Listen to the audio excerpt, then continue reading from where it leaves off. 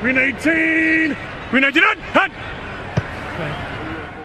You can look at Daniel Jones in any way possible about what he hasn't had over the last several years. I don't believe for a minute that he can save his Giants career at this point. In other words, he's not going to go and have a massive season this year where it's going to turn things around because we just haven't seen it consistently enough. No, we haven't. And you're talking about a player that hasn't played all 16 regular season games, or 17 now, in any of the 3 seasons that he's been the starting quarterback. And you're also talking about a player that's had 3 different head coaches in a span of 4 years. So it hasn't necessarily been set up for Daniel Jones to have success. But one of the things that Dave Gettleman and company did last offseason was trying to eliminate all the excuses that they possibly could. They reshuffled the offensive line. They went out and got a number 1 receiver in Kenny Golladay. And regardless on what you think the returns on those investments were, it's up to Daniel Jones to at some point be a force multiplier because you took him with the top 10 pick. And he just hasn't shown the ability to consistently do that. And Carlin, the scariest thing for Giants fans right now has to be your quarterback looking up at the other 3 starting quarterbacks in the division. But frankly, that's where I think the Giants are. You're talking about Carson Wentz with the Commanders, who was a failed quarterback in Philly and a failed quarterback with Indianapolis. You're talking about Jalen Hurts in his first full season as a starter, taking the Philadelphia Eagles to the playoffs, and then, of course, Dak Prescott with the Dallas Cowboys. This is not the place that Giants fans thought they would be with their quarterback spot when they drafted Daniel Jones in the first round in 2019. It's not, but that's where you are, and you have to be honest about where you are. So could Daniel Jones potentially turn it around? I guess you can say he could. I'd never want to bet against the sport's character because I know the kid personally.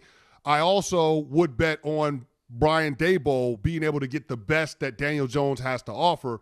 But, Carlin, I wonder what that ceiling is for Daniel Jones and whether it's going to be good enough for the Giants to pass on an opportunity to draft one of those signal callers coming out of the college ranks in 2023. And based on all the early mock drafts, everybody is saying as many as 6 quarterbacks could be drafted in the first round of 2023.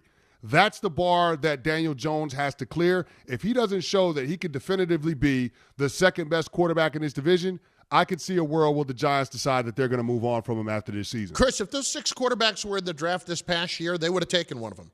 They absolutely would have been ready to move on from Daniel Jones. Now, I think, thankfully, that wasn't the case just because you had a chance to get a few other players that were going to make you better.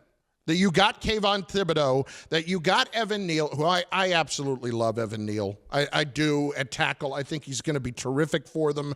I think the Giants have their 2 tackles for the next 10 years. And that's an incredibly positive development considering the offensive line and what that's been over the last 10 years, frankly. And then with Thibodeau, I think he's going to have a chance to be a special type of pass rusher. And as we know, the second most important position on the field is edge rusher and the guy that can absolutely ruin the game with one swat of the football.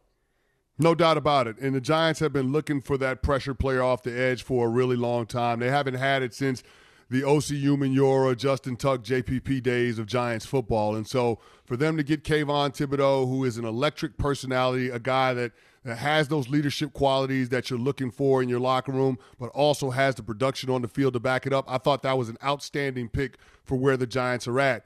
And again, when we start talking about Giants in the years that they've been successful and made championship runs, they've been strong in the trenches, Carlin. That has been the identity of this franchise when they've been good, when they've had sustained success.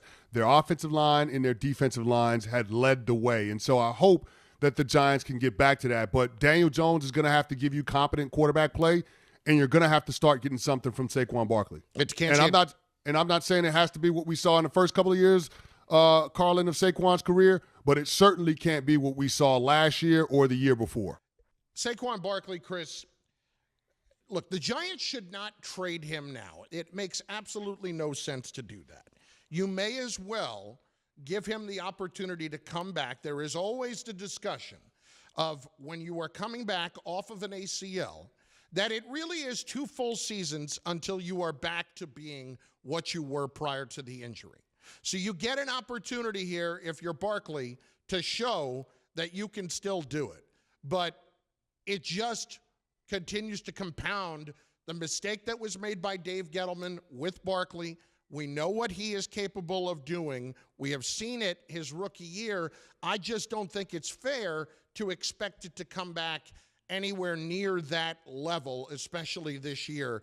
The one thing, though, Chris, is you have to, with Daniel Jones, if he's going to have any success, make sure that Barkley is back in that 70 to 80 catch type of season, so that it really, truly is helping Jones have more success. Well, that's the word on the street, Carl. In OTAs and minicamp, moving Saquon Barkley around, having him be the ultimate satellite running back. And what I mean by that is not only is he at the own position in the backfield, but he's in the slot, he's playing out wide, just continuing to move him around the formation, puts pressure on opposing defenses, but it also gives him the opportunity to get the ball in space. And we know Saquon Barkley in one-on-one situations, he can make guys miss.